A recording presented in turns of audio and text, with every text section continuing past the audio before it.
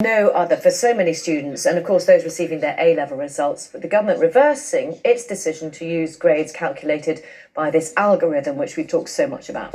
When the results were released on Thursday, we heard from many students who felt the system had let them down. So has the decision then to use teacher or central assessed grades instead made their situation any better? We caught up with a few of them to try and find out. I haven't really had any communication from my first choice university, or indeed my insurance choice. I'm hoping the University of Bath get back to me soon, because I've just not been sleeping well for the past few nights, just been really stressed about my future.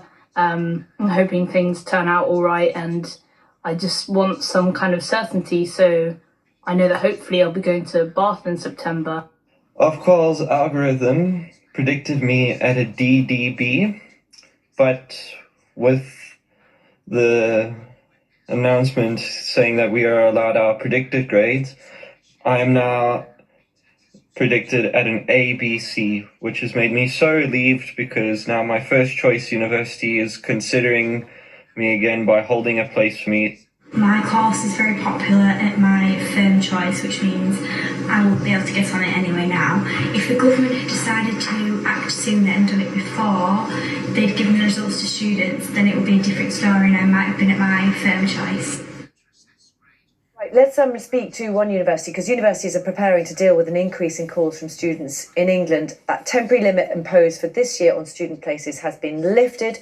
Universities, though, warning there's a limit to what they can do. And we're joined now by Ian Dunn, who's the Chief Academic Officer at Coventry University. Morning to you. Thank you so much for joining us. Have you got places at the university, I suppose is the first question? Yes, we have, yes. And most universities will have some places on many courses, actually. There are always going to be some courses which are full, and professional body requirements, nursing, medicine, things like that.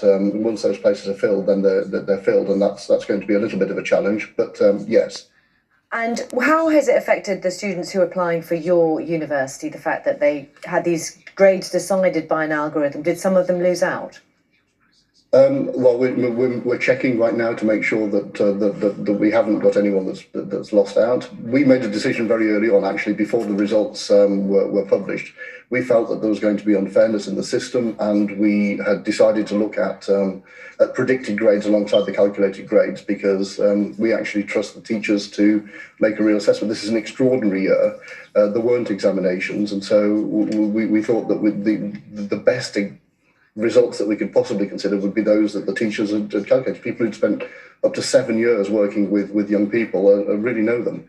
Lots of teachers making that point actually this morning to us, getting in touch with us as well. So what do you make of the government's decision to make this this decision, but kind of so late after so many students had opened their results and had to already apply for universities? It's tragic, isn't it, really? It's really sad. I'm delighted that the government have made the decision. It is, I think, the right decision. It's such an extraordinary year. To try and achieve comparability with previous years in order to maintain a national examinations picture is, I think, faintly ridiculous in light of the situation in which we're living. These are young people who've been out of formal education for 6 months, to impose this extra pressure has just been cruel. I'm sorry, it's just cruel. We've known all along that an algorithm is a statistical model that is going to try and maintain a national picture, but it hasn't taken into account the individual schools in particular circumstances, and more importantly, individuals and individual students. And so, I chair the board at the Sydney Stringer Academy in Coventry, an inner city, an outstanding secondary school. 60% of our young people were downgraded on the calculated grades. 28 out of 29 maths entrants were downgraded. That can't be right in an inner city comprehensive school of outstanding characteristic. And we know, sorry to interrupt you, I just want to ask one last question if I could about universities in England allowed to, there was a cap, wasn't there, of 5% more students than their targets this year. They've now lifted that cap. Will you be able to accommodate that, do you think? Everyone is now sort of trying to figure out how to make that assessment.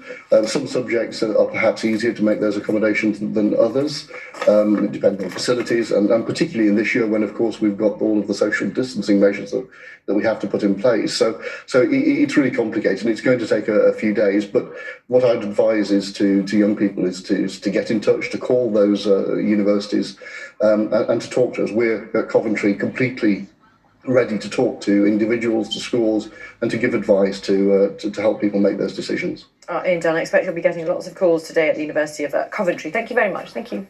Let's speak now to Dave McCormick, who's the head teacher at Holyrood Academy, which is in Somerset.